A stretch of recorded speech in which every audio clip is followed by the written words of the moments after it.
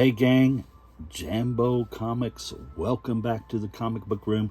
So glad you stopped by. Been really busy this past week, been out of town and things like that. Work kind of got in the way of me shopping for comics. Didn't get to go to any shops or anything like that. Haven't spent much time on the old interweb looking for some great new comics either. So just thought I'd dig some stuff out of the collection, some things I've picked up recently, some of my favorite things I've got recently. Thought you guys might like to see some of that. Didn't want to leave you without anything to look at this week, so we'll do that, and you guys can give me a idea maybe in the comments of what your favorite book was of these ones I've showed here. Picked this up from Gotham City Comics earlier in the year.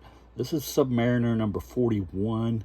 Just a great Submariner comic from Atlas, and the end of the run, toward the end of the run of the Submariner there.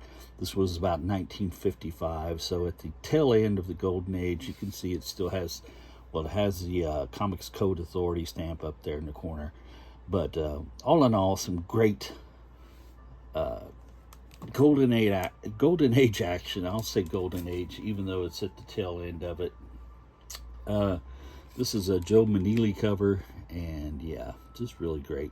Somebody got a little creative with the ink pen down there below Subby. You can see it, but still a great Submariner cover, number 41. And I was glad to get that from Gotham City Comics. Thank you, Kevin. And this was one of my favorites I picked up. You guys will remember this from a haul I just did not too long ago. This is some great early Marvel stuff.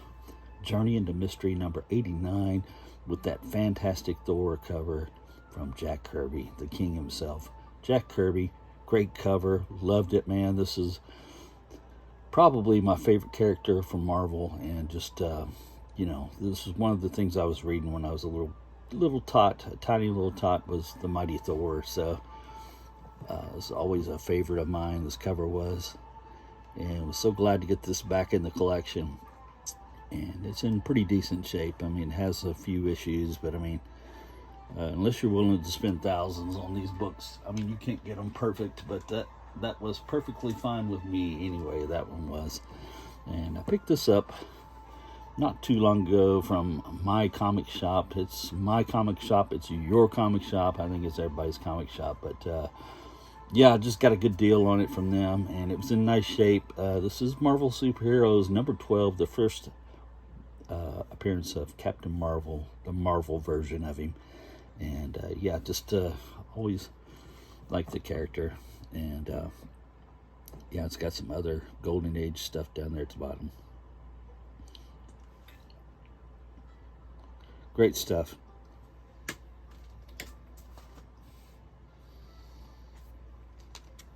Excuse me, sneezing there. And I got this not too long ago. This is Bulletman number 7, and just a great Bulletman cover. Didn't have no Bulletman in the collection, so I thought I'd grab this one when the opportunity arose. And it's got Bullet Girl on it too, so yeah, you can't go wrong there. Bulletman and Bullet Girl fighting the Revenge Syndicate. And yeah, this is from 1942, Charles Sultan cover. And yeah, Bill Ward story inside. Can't go wrong with Bill Ward. And man, nice Fawcett action there. And number 7 of Bulletman, my first one of Bulletman. Was glad to grab that. And I love Fawcett, so I seen this cover and I thought it was just fantastic. CC Beck. And this is Whiz Comics number 125, and just loved the way that they had Captain Marvel on the cover there, playing the Olympic Games of the Gods. So yeah, throwing the old lightning bolt there. Whiz Comics, yes, very cool. Fawcett publication number 125. What year was this, you ask? Why, this was from 1950, and some great stuff there from Whiz Comics. There you go, kiddies. Some of my favorite stuff. And like these two. Got this at a convention just a while back, and just a great Airboy comic with the Valkyrie on the cover. And anytime the Valkyrie is on the cover of an Airboy comic, you know I'm gonna like it. And yeah, it's super cool. Love the cover. And these Airboy books, they're super huge. Hillman Publications. This one is from 1952, and old Jambo got it at a great price. And I love the Airboy stuff, man. I think they're really cool and underrated, and you can get them sometimes for a good price. And they've starting to go up a little bit. I think people are starting to appreciate them more, especially the Valkyrie covers. So yeah, Airboy, there you go, kids. Good stuff. And I got this one recently too, and it had its problems, but it was still a great Arula cover and Zoot comics. And yes, just cannot beat that, man. It was awesome. Zoot Rula from 1949, I think this one was. 1949 Zoot comics. Rula doing her thing. This is a Jack Kamen cover, I believe.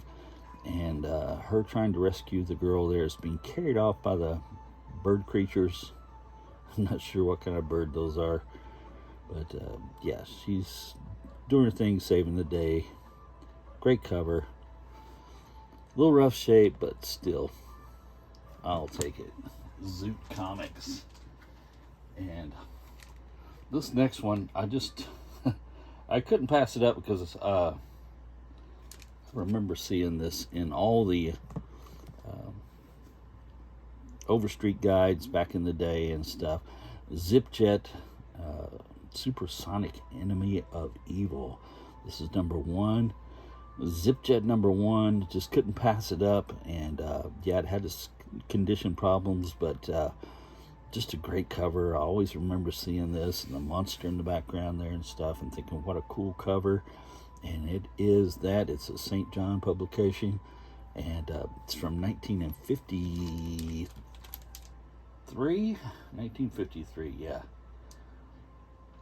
And yes, it was a reproduction of a Chesler comic, and yeah, just a very cool cover. And I always seen it in all those Overstreet guides, and thought, man, now's my chance to get it. Probably never getting another chance to get it, so I grabbed it up. Zip Jet number 1, and yeah, what a great cover. All right. And this next book I got, it had some damage from a rodent or something like that. Had ate the front cover.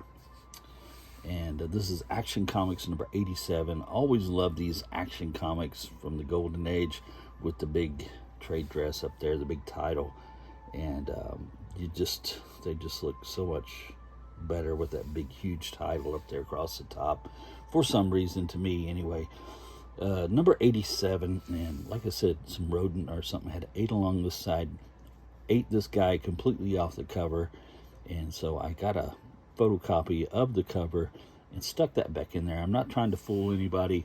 I just want that to look better, and I think it makes the book more appealing and looks better to me. So that's what I was going for, and is number 87. It's from 1945, and there you go, kids. Great stuff.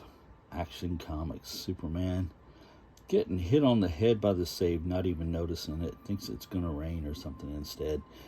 These are just great. The stories inside, a lot of fun to read. These old classic DC comics from the Golden Age. I mean, they're hard to beat. A lot of fun, and I was glad to pick that up. I was really looking for one of those, and I'm still looking, so I'll find some more. And of course, we've been getting some of these and adding them to the collection. This was one of my favorite covers of the stuff I picked up in the last few months. This was Jumbo Comics number 58. Just love the art soft cover there, the way he does Sheena, the nice skull in the foreground there, her fighting off the giant vultures again. Just great fiction house goodness there, Jumbo Comics. And man, yeah, I just love this run so much. And yeah, I'm still working on getting it done. This one was from 1943. Can't go wrong with the Art Soft Sheena there. Beautiful, beautiful stuff. And man, was I glad to add that to the collection. There it is. And got a couple more for you. I got this not too long ago.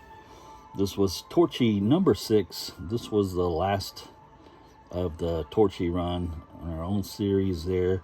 This is a Bill Ward cover, I believe. And some of those were done by Gil Fox, but I believe this one is the Bill Ward cover. And yeah, just great, man. The Boy Scout just throwing down the old lady, letting her struggle with carrying all the packages there, and went to help Torchy instead. So yeah, helping her with this big heavy hat box there. So just love these. I mean, this one, I got it. They said that it had a little color touch up right there on the spine with the red and stuff, but that doesn't bother me none. The artwork and everything wasn't really messed with, and it just looks good.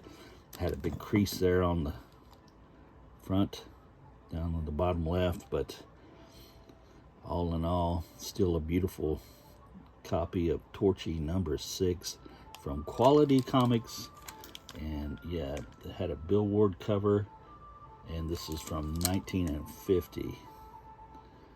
So I think I got this for right around $100, I believe. So if you can get a copy of Torchy for $100, I mean, that's a win for me. And like I said, guys, I've just been knocking these out as I can find them. And I got this one here. It was a beautiful cover from 1942, number 44, Dan Zelnowich cover. Fantastic. Sheena tweaking the nose of the old bondage gorilla there. He's been chained up. So yeah, just a great cover. Great work there, Dan Zelnowich. And from 1942, beautiful stuff. Yeah, Bob Webb's story, Robert Webb stories on the inside also. And yeah, it had some spine roll, stuff like that.